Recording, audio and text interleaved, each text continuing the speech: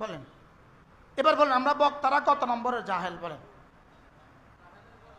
হ্যাঁ, আমরা কত নম্বরের জাহেল? কোন কারণে জাহালতে ধমক দিচ্ছে? আমরা মাঝে মাঝে বলেন না একজন একজনের, তুই মূর্খের মতো কথা বলিস কেন? আরে বলি কি বলি না, বলেন কি বলি, বলেন তুই মূর্খের মতো কথা বলিস কেন? আল্লাহ নবীকে বলে, নবী কেমন নবী? এটা কি বললেন আপনি? এটা আপনার ছেলে, এটা আপনি কি বললেন? যদি ইন্নী আইদুকা এই শব্দ না বলতো, যদি বলতো ওয়ালা তাকুম মিনাল জাহিলিন, নবীর কলিজা ফেটে যেত। ধমকে নবী সহ্য করতে পারতেন না, এজন্য ধমক না দিয়ে কি বলছেন, আমি আপনাকে উপদেশ দিচ্ছি, সামনে এমন বলবেন না।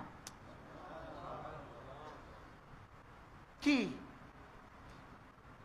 চলেন নিয়ত করি, আজ থেকে নামাজ সুন্দর করব ইনশাআল্লাহ। আজ থেকে নামাজ সুন্দর করব তো? আজ থেকে তাসবিহাত গুলো সুন্দর করব তো? নাকি ওয়ালা তাকুম মিনাল জাহিলিন হয়ে যাবে? ওয়ালা তাকুম মিনাল গাফিলিন, তুমি গাফেলদের অন্তর্ভুক্ত হয়ে যেও না, তুমি গাফেল হয়ে যেও না। তোমার জবান তো বলে, দিল কেন বলে না? অন্যদেরকে বলে তোমার জবান কেন বলে না? অন্যদেরকে কি বলে? জবান কেন বলে না? আমাকে কি বলে? দিল কেন বলে না? বুঝেন নাই কথা।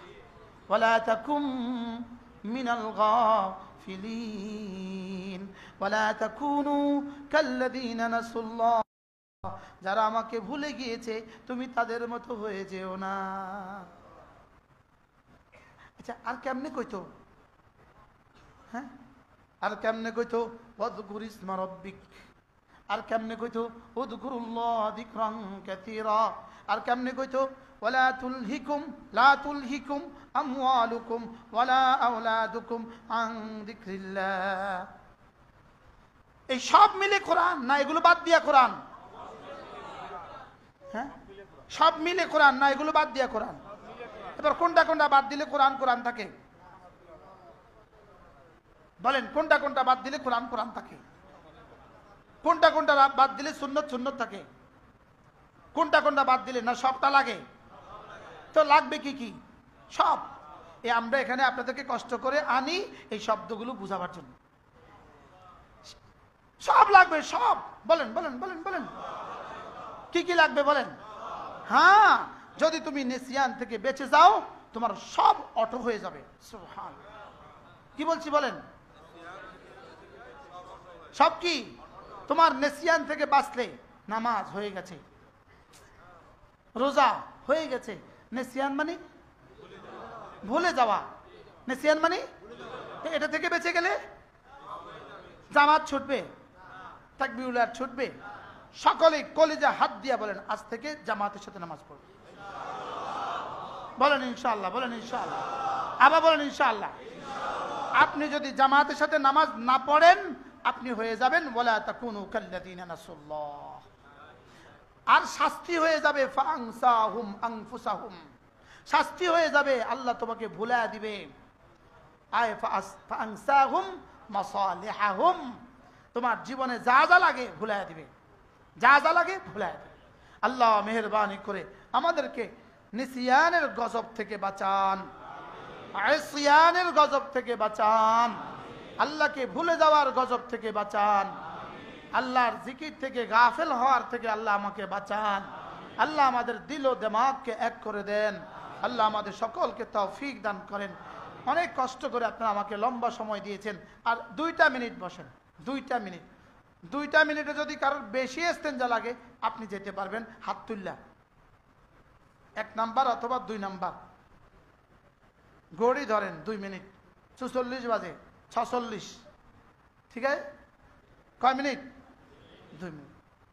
আলহামদুলিল্লাহ, এই মাদ্রাসা ছোট্ট এক মাদ্রাসা, আমরা মাদ্রাসা বলি না, আমাদের মাদ্রাসার চারা, এটা মাদ্রাসার চারা গাছ। এই চারা গাছে আমরা পানি দিচ্ছি।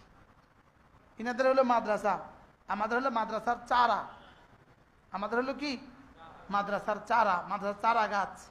আল্লাহ তাআলা যেন এই মাদ্রাসাকে কবুল করেন। আল্লাহ তাআলা যেন এইদিকে যত জায়গা আছে সব জায়গার ব্যবস্থা আল্লাহ করে দেন। আচ্ছা, আল্লাহ দেখতেছে কিনা এই মানুষগুলো যে কষ্ট পাইতেছে?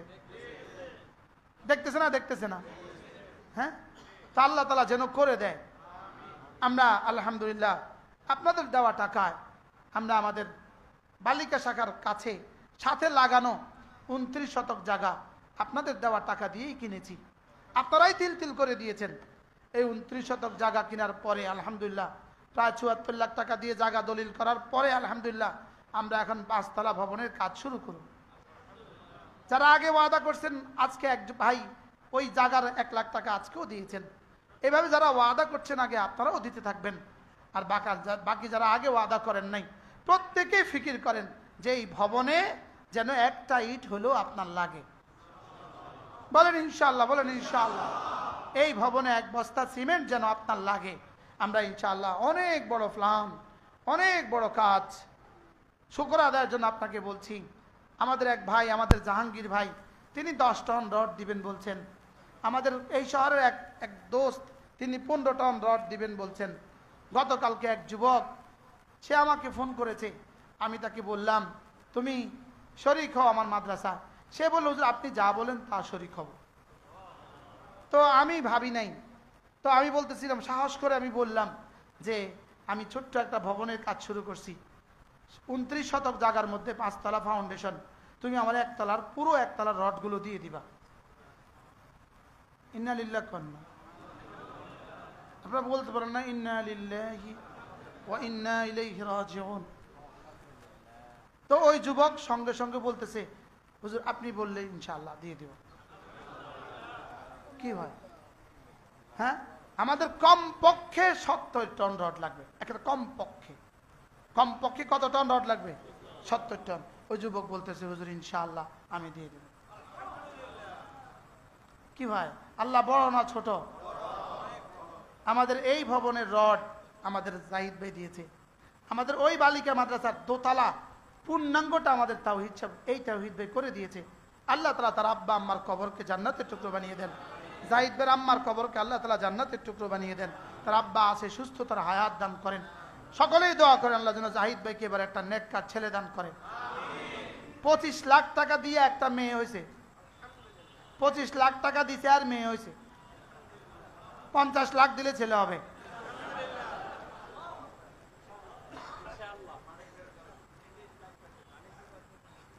কি বলেন? জাহিদ ভাই ছোট্ট করে নতুন ভবনের লেখা অনেক অনেক দেয়, অনেক কাজ। নিজের 8 তলা বাড়ি হয়ে গেছে। নি ছাদ কয়টা হয়েছে? ছাদ হয়ে গেছে, ফাইলিং শেষ সব। মাশাআল্লাহ মাশাআল্লাহ।